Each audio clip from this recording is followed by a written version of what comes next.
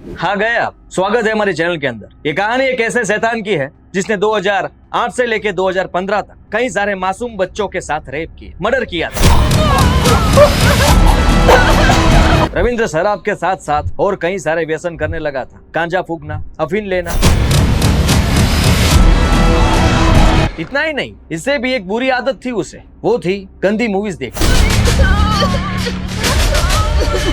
जितने भी बच्चे थे उनकी फैमिली ने सिर्फ एक ही मांग की कि रविंद्र को फांसी की सजा मिलनी चाहिए।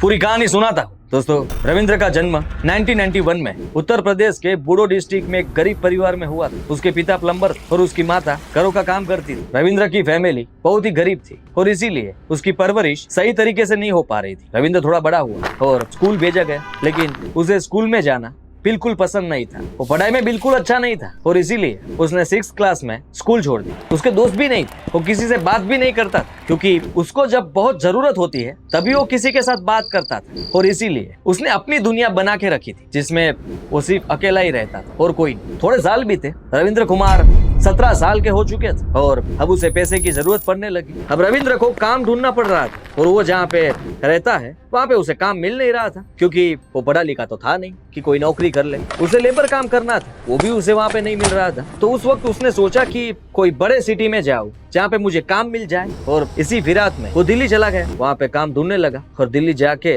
उसे काम भी मिल गया। काम तो मिल गया, काम करते करते उसे रहने की जगह भी मिल गई थी। और रविंद्र जैसे दिल्ली में ऐसे कई लोग थे जो काम की तलाश में वहाँ पे आए थे और इसीलिए कभी कभार ऐसा होता था रविंद्र को मजदूरी का काम नहीं मिलता और उन दिनों में वो बेकार नहीं बैठता। वो जॉब कर लेता था, होटल में बर्तन धोने का काम करके पैसा कमा लेता था। वो जहाँ रहता था वहाँ के लोगों के साथ उसकी दोस्ती हो चुकी थी और वो सभी शराब पीते थे और भाई साहब भी शराब की लत में डूब गए थे। इतना ही नहीं, इससे भी एक बुरी आदत थी उसे, वो थी गंदी मूवीज देखना।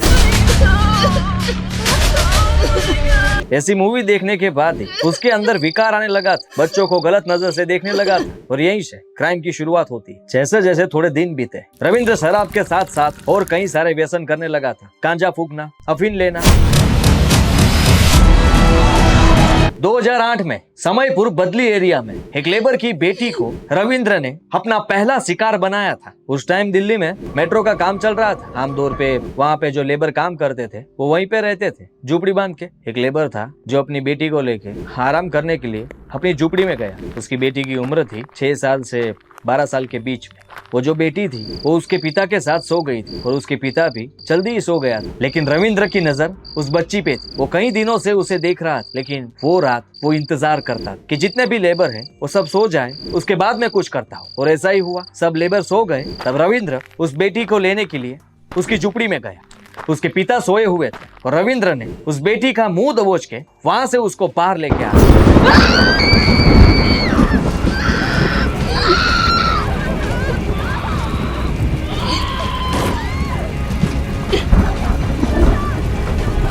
अपने आप को बचाने के लिए वो कुछ करे या फिर किसी को आवाज दे, उससे पहले तो रविंद्र उसको लेके बहुत दूर चला गया था। वो बच्ची बहुत ही डर गई थी। उसको समझ में नहीं आ रहा था कि ये मेरे साथ क्या हो रहा है, क्योंकि छोटी बच्ची थी। वो रविंद्र के चुंगल से बच के भाग नहीं सकती थी और इसीलिए वो जोर जोर से चिल्लाने लगी। लेकिन रविंद्र ने उस बच्ची पे हाथ उठाना चालू कर दिया। उस बच्ची को पीटने लगा, मारने लगा। उसे लगा कि शायद मैं इसे मारूंगा तो ये बच्ची चिल्लाना बंद कर देगी, लेकिन ऐसा नहीं हुआ।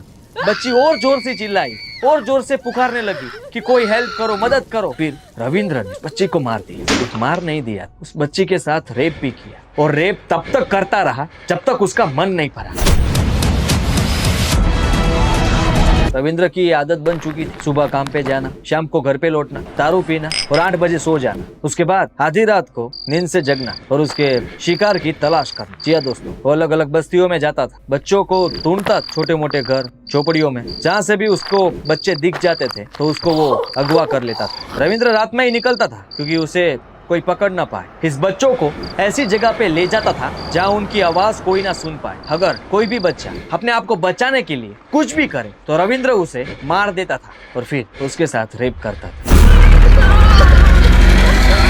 उसका मन भर जाता था तब उस बच्चों की बॉडी को वो दफना देता था, जिसका किसी को पता भी नहीं चलता था कि वो बच्चे कहाँ गए। रविंद्र के अंदर कोई फीलिंग ही नहीं थी, दया ही नहीं थी, और जैसे कि वो एक शैतान बन चुका था जिसको रोकने वाला कोई नहीं था। और फिर उसके पास जो पैसे होते तो वो फिर से दारू पीता और फिर से बच्चों की तलाश में निकल जाता। वो बच्चों की तलाश में कुछ भी कर सकता था और किसी भी हद तक जा सकता था। वो दरिंदा अपने पास हमेशा कैंडीज और चॉकलेट रखता था ताकि उसे कोई अकेला बच्चा दिख जाए तो उसे कैंडी, चॉकलेट या फिर पैसों की लालच में अपने पीछे बुलाता था, और फिर वो बच्चा कभी भी अपने परिवार को मिल नहीं पाता था। उसका शिकार पिछड़े या गरीब घर के बच्चे होते थे क्योंकि उसे पकड़ना ज्यादा आसान होता था। बहुत सारी विक्टिम्स की फैमिली ने केस करने के बारे में सोचा ही नहीं, और कई फैमिली ने केस किया तो उन बच्चों की लाश न मिलने के कारण वो केस कभी आगे ही न बढ़ पाया। सीरियल किलर रविंद्र बहुत ही शातिर था। वो हमेशा अपनी लोकेशन बदलता रहता था, दिल्ली के आसपास ही वो ऑपरेट करता था ताकि वो जहाँ रहता था वहाँ के लोग, वो जहाँ काम करता था वो लोग उस पर शक न कर पाए। ऐसे करते करते कई साल बीत गए। इतने मर्डर करने के बाद भी रविंद्र खुलेआम घूम रहा था। उसे लग रहा था अब मेरा कोई कुछ नहीं बिगाड़ सकता। और पहले तो वो 6 से 12 साल के बच्चों को अगवा करता था, लेकिन उसके बाद उसकी हैवानियत बढ़ती गई और उसने 2 साल के बच्चों को भी अगवा करना शुरू कर दिया। दिल्ली के उन इलाकों में दहशत का माहौल हो गया था। 2013 में जहाँ जहाँ रविंद्र ने क्राइम किया था वहाँ हर जगह पे बात फैल गई थी। लोगों को लगने लगा था कि यहाँ से बच्चे गायब हो रहे हैं, और इसीलिए कई लोग अलर्ट हो चुके थे। और इस बात को देखते हुए रविंद्र ने भी सोचा कि जब तक मामला शांत नहीं पड़ता तब तक मेरा भी यहाँ से दूर रहना ही सही रहेगा। उसका पाप का घड़ा भर चुका था और 2014 में रविंद्र को इसका एहसास हो चुका था। बेगमपुरा में एक बच्चे को उसने फिर से चॉकलेट का लालच देख के किडनैप कर लिया और उसके बाद उसके साथ भी रेप की। इतना ही नहीं, चक्कू से उस बच्चे का गला काट दिया। बच्चे के गले से बहुत सारा खून बह रहा था। ये देख के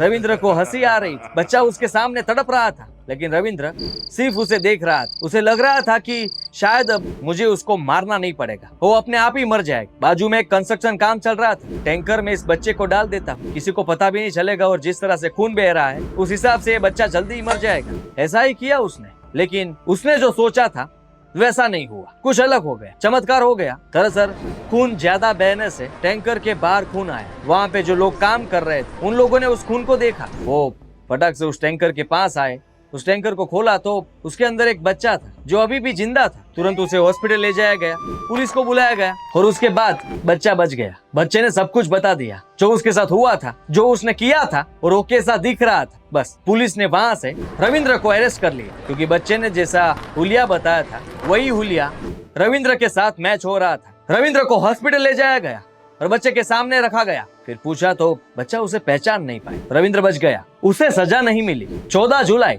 2015 को बेगमपुरा पुलिस स्टेशन में एक फैमिली ने अपनी 6 साल की बेटी की मिसिंग कंप्लेंट लिखाई। उन्होंने पुलिस को बताया कि हमारी बेटी सुबह से घर नहीं लौटी, स्कूल का टाइम हो चुका था। उसकी फैमिली ने बच्ची को हर जगह ढूंढा, लेकिन बच्ची उसे कहीं भी नहीं मिली। दरअसल उस बच्ची के साथ वही हादसा हुआ था जो रविंद्र हर बच्चे के साथ करता था। और पुलिस ने 15 जुलाई को इन्वेस्टिगेशन शुरू की। बच्ची की बॉडी को जल्दी ढूंढ लिया। उसके पास के ही घर में उसकी बॉडी मिली थी। उस बच्ची की बॉडी के साथ में एक ड्राइविंग लाइसेंस मिला और कुछ और डॉक्यूमेंट्स भी मिले जो किसी सनी नाम के व्यक्ति के थे। यहीं पे भूल कर बैठा रविंद्र। उसे लगता था कि वो बहुत ही स्मार्ट है, होशियार है, इंटेलिजेंट है और अपने आप को आइंस्टाइन समझता था, लेकिन वो गलती कर बैठा। उसे लगा कि किसी और के नाम के डॉक्यूमेंट्स वहाँ पे रखने से पुलिस गुमराह हो जाएगी, पुलिस उस व्यक्ति के पीछे लग जाएगी, लेकिन उसे ये नहीं पता था कि उसके पीछे उसका नाम भी आ जाएगा। जी हाँ दोस्तों, पुलिस तो उस सनी नाम के व्यक्ति को ढूंढने लगी और उसके पास भी पहुंच गई। पुलिस ने सनी के साथ बातचीत शुरू की। उसके साथ पूछताछ के वक्त पुलिस को पता चल गया था कि सनी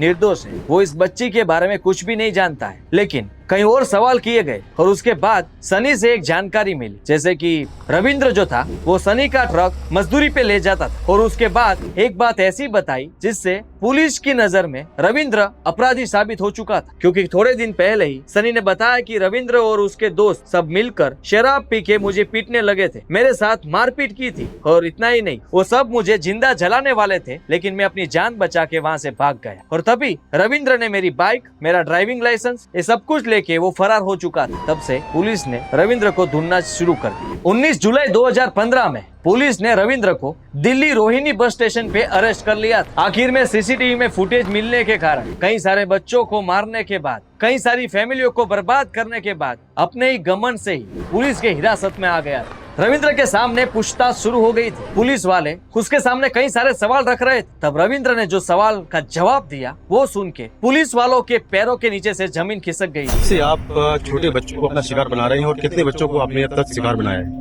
सर 2008 से मैं ये दुर्घटना कर रहा हूँ और मैंने 14-15 बच्चों के साथ ये दुर्घटना कर दिया।